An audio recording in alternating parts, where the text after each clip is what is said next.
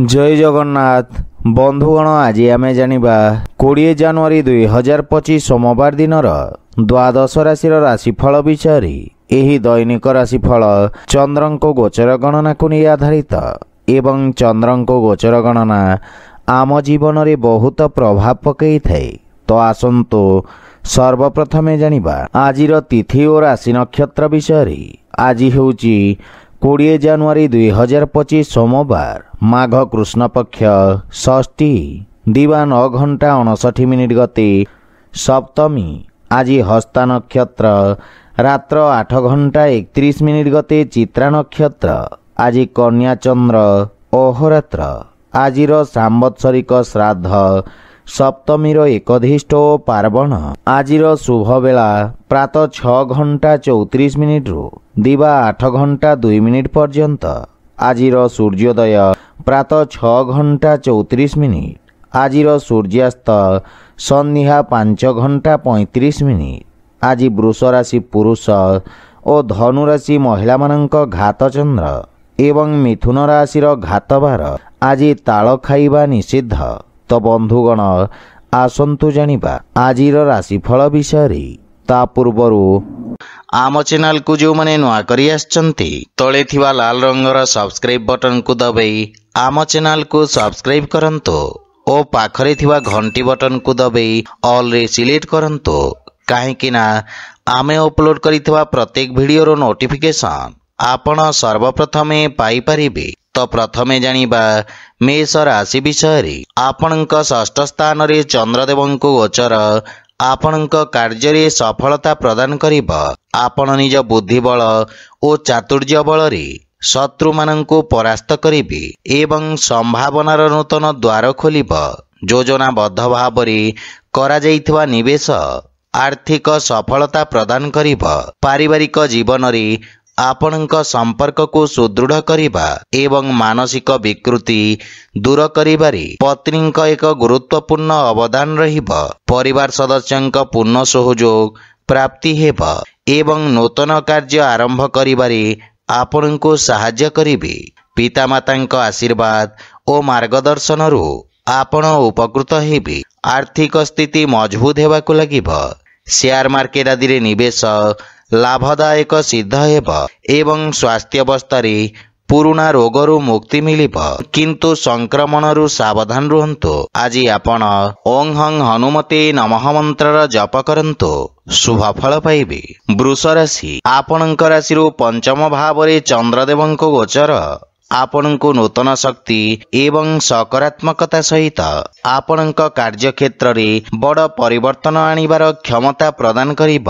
व्यवसाय विस्तार करबाको विशेषज्ञक परामर्श उपयोगी सिद्ध हेब एवं कार्य क्षेत्र रे विविधता आसिब। विद्यार्थी छात्र छात्री माने गुरुजनक समर्थन पाइबे। पारिवारिक जीवन रे संतान पक्षरु आकस्मिक सुखद समाचार प्राप्ति हेब एवं संतान आपणक आज्ञार पालन करिबे। व्यवसाय रे सान किंबा परिवार सदस्यंक परामर्श अनुसरण करी लाभ एवं विस्तार हेब। आपण संतानंक योजना गुडी करी पूर्ण समर्थन और सहयोग प्रदान करिबे। आर्थिक स्थिति उत्तम अनुकूल रहिछि। वाणिज्य व्यवसाय क्षेत्र रे आंशिक लाभर संभावना रहिछि एवं स्वास्थ्य अवस्था रे उच्च रक्तचाप किंबा मधुमेह रे पीड़ित रोगी आराम पाइबे। आज आपण गोमातांको खाइबाकू दियंतु शुभ फल पाइबे। मिथुन राशि आपणक चतुर्थ भाव रे चंद्रदेवंको गोचर आपणक सुख साधन रे ह्रास करिब। किछि अनावश्यक समस्या श्रुतः भाव रे उपजी पारे। कार्य क्षेत्र रे केही निज लोक आपणक विरुद्ध रे षडयंत्र करि पारंती सेथिपई विशेष सावधान रहंतु अन्यथा क्षतिर संभावना रहिछि। छात्र छात्री मानक पई एही समय सामान्य संघर्षपूर्ण रहिब एवं सफलता पाइबा पई छात्र छात्री माननको अधिक परिश्रम करबाकू पड़िब। पारिवारिक जीवन रे किछि गृह उपकरण खराब हेबा कारणरु गृहर सुख सुविधा रे किछि व्याघात होई पारे। आपणक जीवन सामान्य चापग्रस्त रहिब किंतु वैवाहिक दाम्पत्य जीवन रे परस्पर मध्य रे उत्तम बुझाबणा रहिब किंतु छोट छोट कथा प्रति ध्यान दियंतु नहीं अन्यथा ପରିବାରରେ ବାଦବିବାଦ ଉତ୍ପନ୍ନ ହୋଇପାରେ। ଆର୍ଥିକ ସ୍ଥିତି କ୍ଷେତ୍ରରେ ଆର୍ଥିକ କ୍ଷତିର ସମ୍ଭାବନା ରହିଛି। ସେଥିପାଇଁ ଅସୁରକ୍ଷିତ ନିବେଶରୁ ଆପଣ ଦୂରେଇ ରୁହନ୍ତୁ ଏବଂ ଆର୍ଥିକ ଦେବାନେବାରୁ ଦୂରେଇ ରୁହନ୍ତୁ। କିଛି ସ୍ୱାସ୍ଥ୍ୟଗତ ପରିବର୍ତ୍ତନର ମଧ୍ୟ ସମ୍ଭାବନା ରହିଛି। ସେଥିପାଇଁ ସ୍ୱାସ୍ଥ୍ୟାବସ୍ଥାର ବିଷୟ ଧ୍ୟାନ ରଖନ୍ତୁ। ଆଜି ଆପଣ ହନୁମାନ ଚାଲିସାର ପାଠ କରନ୍ତୁ, ଶୁଭ ଫଳ ପାଇବେ। କର୍କଟ ରାଶି, ଆପଣଙ୍କ ତୃତୀୟ ଭାବରେ ଚନ୍ଦ୍ରଦେବଙ୍କ ଗୋଚର କାରଣରୁ ଆପଣଙ୍କ ପରାକ୍ରମରେ ବୃଦ୍ଧି ଘଟିବ। ଆପଣ ନିଜ ବ୍ୟବସାୟ କ୍ଷେତ୍ରରେ ଧ୍ୟାନ ଦେଇ ଭବିଷ୍ୟତର ଆହ୍ୱାନଗୁଡ଼ିକୁ ପୂରଣ କରିବା ପାଇଁ ରଣନୀତି ଉପରେ ଧ୍ୟାନ ଦେବେ। ବନ୍ଧୁମିତ୍ର ତଥା ଯୋଗ୍ୟ ବ୍ୟକ୍ତିଙ୍କ ପରାମର୍ଶ ସହାୟକ ସିଦ୍ଧ ହେବ। ଧାର୍ମିକ ଆଧ୍ୟାତ୍ମିକ କାର୍ଯ୍ୟ ପ୍ରତି ଆପଣଙ୍କ ରୁଚି ବଢ଼ିବ। ପାରିବାରିକ ଜୀବନରେ ଜୀବନ ସାଥୀଙ୍କ ସହିତ କିଛି ମନମାଳିନ୍ୟର ସ୍ଥିତି ରହିବ, କିନ୍ତୁ ପିତାଙ୍କ ସହଯୋଗରୁ ଆପଣ କାର୍ଯ୍ୟକ୍ଷେତ୍ରରେ ସଫଳତା ପାଇବେ ଏବଂ ତାଙ୍କ ମାର୍ଗଦର୍ଶନ ଓ ସମର୍ଥନ ଦ୍ୱାରା ଆପଣ ଉପକୃତ ହେବେ। ମାତା ତଥା ଜୀବନସାଥୀଙ୍କ ମଧ୍ୟରେ କିଛି ବିବାଦର ସମ୍ଭାବନା ରହିଛି, ଯାହା ପାରିବାରିକ କନ୍ଦଳ ସୃଷ୍ଟି କରିପାରେ। ଆର୍ଥିକ ସ୍ଥିତି କ୍ଷେତ୍ରରେ ଆଂଶିକ ଧନଲାଭ ବା ସମ୍ପତ୍ତିରୁ ଲାଭବାନ ହେବେ। ସ୍ୱାସ୍ଥ୍ୟାବସ୍ଥା ଉତ୍ତମ ଅନୁକୂଳ ରହିଛି ଏବଂ ଆପଣ ରୋଗରୁ ମୁକ୍ତି ପାଇବେ। ଆଜି ଆପଣ ସୂର୍ଯ୍ୟଦେବଙ୍କୁ ଜଳ ଅର୍ପଣ କରନ୍ତୁ, ଶୁଭ ଫଳ ପାଇବେ। ସିଂହ ରାଶି, ଆପଣଙ୍କ ଦ୍ୱିତୀୟ ଭାବରେ ଚନ୍ଦ୍ରଦେବଙ୍କ ଗୋଚର କାରଣରୁ ଆପଣଙ୍କ ସ୍ଥିତି ଅତ୍ୟନ୍ତ ଉତ୍ତମ ରହିବ। ଆପଣଙ୍କ ସାମାଜିକ ମାନ ସମ୍ମାନ ବୃଦ୍ଧି ପାଇବ। ସମସ୍ତ କାର୍ଯ୍ୟରେ ଆପଣ ଆଶାତୀତ ସଫଳତା ପାଇପାରିବେ। ଯଦି କୌଣସି ଆଇନଗତ ବିବାଦ ଥାଏ ତାହେଲେ ପରିସ୍ଥିତି ଆପଣଙ୍କ ପାଇଁ ଅନୁକୂଳ ରହିବ ଏବଂ ଆପଣଙ୍କୁ ନିଜ ଉଦ୍ୟମର ସକାରାତ୍ମକ ପରିଣାମ ପ୍ରାପ୍ତି ହେବ। ପାରିବାରିକ ଜୀବନରେ ପରିବାରର ସମ୍ପୂର୍ଣ୍ଣ ସମର୍ଥନ ଲାଗି ରହିବ। ଆପଣଙ୍କ ବ୍ୟବହାର, କୁଶଳତା ଏବଂ କଠିନ ପରିଶ୍ରମ କାର୍ଯ୍ୟରେ ସହାୟକ ହେବ ଏବଂ ଆପଣ ଭାଇ ଭଉଣୀଙ୍କ ପୂର୍ଣ୍ଣ ସମର୍ଥନ ପାଇବେ। ପ୍ରେମ ଜୀବନରେ ସତେଜତା ଅନୁଭବ କରିବେ। ଆର୍ଥିକ ସ୍ଥିତି ସ୍ଥିର ରହିଛି ଏବଂ ଖର୍ଚ୍ଚରେ ମଧ୍ୟ ନିୟନ୍ତ୍ରଣ ଲାଗି ରହିବ। ବାଣିଜ୍ୟ ବ୍ୟବସାୟ କ୍ଷେତ୍ରରେ ଆପଣ ଲାଭବାନ ହେବେ। ସ୍ୱାସ୍ଥ୍ୟାବସ୍ଥା ଉତ୍ତମ ଅନୁକୂଳ ରହିଛି, କିନ୍ତୁ ପିତାଙ୍କ ସ୍ୱାସ୍ଥ୍ୟାବସ୍ଥାର ସମ୍ପୂର୍ଣ୍ଣ ଯତ୍ନ ନିଅନ୍ତୁ। ଆଜି ଆପଣ ଗୋମାତାଙ୍କୁ ଖାଇବାକୁ ଦିଅନ୍ତୁ, ଶୁଭ ଫଳ ପାଇବେ। କନ୍ୟା ରାଶି, ଆପଣଙ୍କ ଲଗ୍ନ ଭାବରେ ଚନ୍ଦ୍ରଦେବଙ୍କ ଗୋଚର ଗତ କିଛି ଦିନ ଧରି ଚାଲିଥିବା ସଂଘର୍ଷ ପରେ ଆପଣଙ୍କ ବ୍ୟକ୍ତିତ୍ୱରେ ଉନ୍ନତି ଆଣିବ ଏବଂ ଆପଣ ବିଜେତା ପରି ସମାଜରେ ସମ୍ମାନ ବା ପ୍ରତିଷ୍ଠା ପାଇବେ। ବିଦ୍ୟାର୍ଥୀ ଛାତ୍ରଛାତ୍ରୀମାନେ ନିଜ ଭବିଷ୍ୟତ ବିଷୟରେ ନିଷ୍ପତ୍ତି ନେବାର ଅବସର ପାଇବେ ଏବଂ ଆପଣଙ୍କ କାର୍ଯ୍ୟରେ ସନ୍ତୁଷ୍ଟି ମିଳିବ। ପାରିବାରିକ ଜୀବନରେ ପରିବାର ଏବଂ ଭାଇ ଭଉଣୀଙ୍କ ସମ୍ପୂର୍ଣ୍ଣ ସମର୍ଥନ ଆପଣଙ୍କ ଉପରେ ଲାଗି ରହିବ। ବିଶେଷ କରି ପରିବାରର ବରିଷ୍ଠ ସଦସ୍ୟଙ୍କ ମାର୍ଗଦର୍ଶନ ଆପଣଙ୍କ ସମସ୍ତ କାର୍ଯ୍ୟ ସୁରୁଖୁରୁରେ ସମ୍ପନ୍ନ ହେବ। ଜୀବନ ସାଥୀଙ୍କ ସହିତ ଉତ୍ତମ ସମୟ ଅତିବାହିତ କରିବେ ଏବଂ ବିଦେଶରୁ ସୁଖଦ ସମାଚାର ପ୍ରାପ୍ତି ହେବାର ଯୋଗ ରହିଛି। ପାରିବାରିକ ସମ୍ପର୍କରେ ପ୍ରଗାଢ଼ତା ଆସିବ ଏବଂ ଆର୍ଥିକ ସ୍ଥିତିରେ ଉନ୍ନତି ହେବ। ନୂତନ ଆୟର ଉତ୍ସ ଉତ୍ପନ୍ନ ହେବ, କିନ୍ତୁ ସ୍ୱାସ୍ଥ୍ୟାବସ୍ଥା ସାମାନ୍ୟ ରହିବ ଏବଂ ଆପଣ ମାନସିକ ଚାପରୁ ମୁକ୍ତି ପାଇବେ। ଆଜି ଆପଣ ଅସହାୟ ଲୋକଙ୍କୁ ସାହାଯ୍ୟ କରନ୍ତୁ, ଶୁଭ ଫଳ ପାଇବେ। ତୁଳା ରାଶି, ଆପଣଙ୍କ ରାଶି ସ୍ଥାନରୁ ଦ୍ୱାଦଶ ଭାବରେ ଚନ୍ଦ୍ରଦେବଙ୍କ ଗୋଚର ଆପଣଙ୍କ ଅନାବଶ୍ୟକ ଖର୍ଚ୍ଚରେ ବୃଦ୍ଧି କରିବ। ଆର୍ଥିକ ଅବସ୍ଥା ଅସନ୍ତୁଳିତ ହୋଇପାରେ। ଆପଣଙ୍କ ସମସ୍ତ କାର୍ଯ୍ୟ ପୂର୍ଣ୍ଣ କରିବା ପାଇଁ ଆପଣଙ୍କୁ ପ୍ରୟତ୍ନ କରିବାକୁ ପଡ଼ିବ। ଅଳସୁଆ ଏବଂ ଅସାମଞ୍ଜସ୍ୟ ସ୍ଥିତି ଆପଣଙ୍କ କାର୍ଯ୍ୟରେ ବାଧା ସୃଷ୍ଟି କରିବ ଏବଂ ଆପଣଙ୍କୁ ଇଚ୍ଛାକୃତ ସଫଳତା ଅର୍ଜନ କରିବାରେ ବିଳମ୍ବ ହେବ। ପାରିବାରିକ ଜୀବନରେ ପାରିବାରିକ ଖର୍ଚ୍ଚ ବୃଦ୍ଧି ପାଇବ।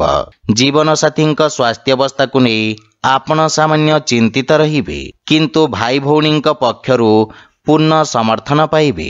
ସନ୍ତାନ ପକ୍ଷରୁ କୌଣସି ଉତ୍ତମ ଖବର ପ୍ରସନ୍ନତାର କାରଣ ହେବ। ଆର୍ଥିକ ସ୍ଥିତି ଦୁର୍ବଳ ହେବ, ସେଥିପାଇଁ ଅନାବଶ୍ୟକ ଖର୍ଚ୍ଚରେ ନିୟନ୍ତ୍ରଣ ବଜାୟ ରଖନ୍ତୁ ଏବଂ ସେୟାର ମାର୍କେଟ ଆଦି ନିବେଶରୁ ଆପଣ ଦୂରେଇ ରୁହନ୍ତୁ। ମାନସିକ ଚାପ ଆପଣଙ୍କ ସ୍ୱାସ୍ଥ୍ୟାବସ୍ଥାକୁ ପ୍ରଭାବିତ କରିବ। ଆଜି ଆପଣ ପକ୍ଷୀଙ୍କୁ ଦାନା ଖାଇବାକୁ ଦିଅନ୍ତୁ, शुभफल पाइबे। बिछा राशि चंद्रदेवଙ୍କ ଆପଣଙ୍କ ଏକାଦଶ ଭାବରେ ଗୋଚର ଆପଣଙ୍କ କାର୍ଯ୍ୟକ୍ଷେତ୍ରରେ ପୂର୍ବରୁ କରାଯାଇଥିବା କିଛି ପରିବର୍ତ୍ତନର ସକାରାତ୍ମକ ପରିଣାମ ପ୍ରଦାନ କରିବ। ଆପଣଙ୍କ ଆତ୍ମବିଶ୍ୱାସରେ ବୃଦ୍ଧି ପାଇବ ଏବଂ ନିଷ୍ପତ୍ତି ନେବାର କ୍ଷମତା ବିକଶିତ ହେବ। ଆପଣଙ୍କ ସାମାଜିକ ସର୍କଲ ତଥା କ୍ଷେତ୍ରର ବିକାଶ ହେବ ଏବଂ ପାରିବାରିକ ଜୀବନରେ ପରିବାରର କୌଣସି ସୁଖଦ ସମାଚାର ପ୍ରାପ୍ତି ହେବାରୁ ମନ ପ୍ରସନ୍ନ ରହିବ ଏବଂ ଆପଣ ପାରିବାରିକ ସୁଖ ସାଧନରେ ଖର୍ଚ୍ଚ କରିବେ। ପିତାଙ୍କ ସହଯୋଗ ଏବଂ ମାର୍ଗଦର୍ଶନରୁ ଆପଣ ଲାଭାନ୍ୱିତ ହେବେ। ଜୀବନ ସାଥୀଙ୍କ ସହିତ ସମ୍ପର୍କ ସୁଦୃଢ଼ ହେବ। ଆର୍ଥିକ ସ୍ଥିତି କ୍ଷେତ୍ରରେ ସୁଧାର ଆସିବ ଏବଂ ପୂର୍ବରୁ ବକେୟା ଦେଇଥିବା ଅର୍ଥ ଆପଣ ପୁନଃ ଫେରି ପାଇବେ। ସ୍ୱାସ୍ଥ୍ୟାବସ୍ଥା ଉତ୍ତମ ଅନୁକୂଳ ରହିବ ଏବଂ ଆପଣ ଶାରୀରିକ ଊର୍ଜାବାନ ଅନୁଭବ କରିବେ, କିନ୍ତୁ ପିତାମାତାଙ୍କ ସ୍ୱାସ୍ଥ୍ୟାବସ୍ଥାର ବିଶେଷ ଧ୍ୟାନ ରଖନ୍ତୁ। ଆଜି ଆପଣ ହନୁମାନ ଚାଳିଶାର ପାଠ କରନ୍ତୁ, ଶୁଭଫଳ ପାଇବେ। ଧନୁରାଶି ଆପଣଙ୍କ ଦଶମ ସ୍ଥାନରେ ଚନ୍ଦ୍ରଦେବଙ୍କ ଗୋଚର ହେତୁ ପରିସ୍ଥିତି ଆପଣଙ୍କ ପାଇଁ ଅତ୍ୟନ୍ତ ଅନୁକୂଳ ରହିବ।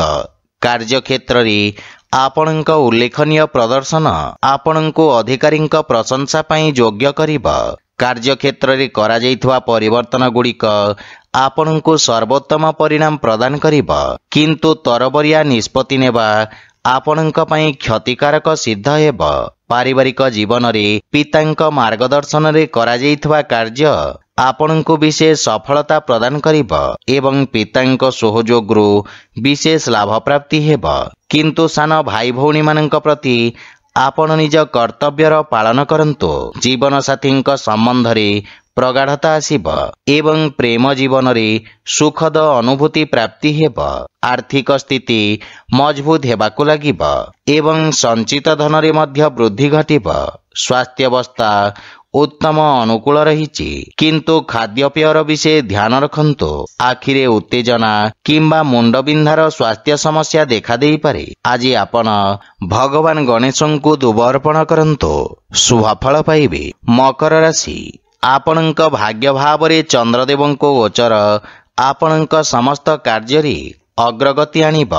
ଅନେକ ସମସ୍ୟା ସ୍ୱୟଂଚାଳିତ ଭାବରେ ଦୂର ହୋଇଯିବ ଏବଂ ଆପଣ କାର୍ଯ୍ୟକ୍ଷେତ୍ର ଏବଂ ପାରିବାରିକ ଜୀବନରେ ଆପଣଙ୍କର ସମସ୍ତ ଦାୟିତ୍ୱ ଉତ୍ତମ ଭାବରେ ନିର୍ବାହନ କରିବେ ଏବଂ ଆଧ୍ୟାତ୍ମିକ ସନ୍ତୁଷ୍ଟି ପ୍ରାପ୍ତି ହେବ।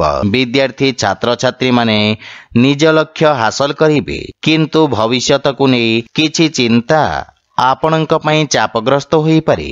ପାରିବାରିକ ଜୀବନରେ ଜୀବନ ସାଥୀଙ୍କ ଠାରୁ ଅଧିକ ଉପେକ୍ଷା ଆପଣଙ୍କୁ ଚିନ୍ତିତ କରିବ ଏବଂ ଭାଇ ଭଉଣୀଙ୍କ ସହଯୋଗରୁ ଏକ ଉଜ୍ଜଳ ଭବିଷ୍ୟତର ଦ୍ୱାର ଖୋଲିବ, କିନ୍ତୁ ପିତାମାତାଙ୍କ ସ୍ୱାସ୍ଥ୍ୟ ପ୍ରତି ବିଶେଷ ଧ୍ୟାନ ରଖନ୍ତୁ। ଆର୍ଥିକ ସ୍ଥିତି ସାମାନ୍ୟ ରହିଛି, କିନ୍ତୁ ଆଶାତୀତ ଲାଭ ପ୍ରାପ୍ତି ହେବ ଏବଂ ଆକସ୍ମିକ ଧନଲାଭର ଯୋଗ ରହିଛି। ଯେକୌଣସି ନିବେଶ ପୂର୍ବରୁ ପିତାମାତାଙ୍କ ପରାମର୍ଶ ଅବଶ୍ୟ ନିଅନ୍ତୁ। ସ୍ୱାସ୍ଥ୍ୟାବସ୍ଥା ଉତ୍ତମ ହେବାକୁ ଲାଗିବ ଏବଂ ପୂର୍ବରୁ ଥିବା ସ୍ୱାସ୍ଥ୍ୟ ସମସ୍ୟାରୁ ଆପଣ ମୁକ୍ତି ପାଇବେ। ଆଜି ଆପଣ ବଜରଙ୍ଗ ବାଣ ପାଠ କରନ୍ତୁ, ଶୁଭଫଳ ପାଇବେ। କୁମ୍ଭ ରାଶି ଆପଣଙ୍କ ଅଷ୍ଟମ ଭାବରେ ଚନ୍ଦ୍ରଦେବଙ୍କ ଗୋଚର ଆପଣଙ୍କ ମାନସିକ ଶାନ୍ତିକୁ ବିଚଳିତ କରିବ।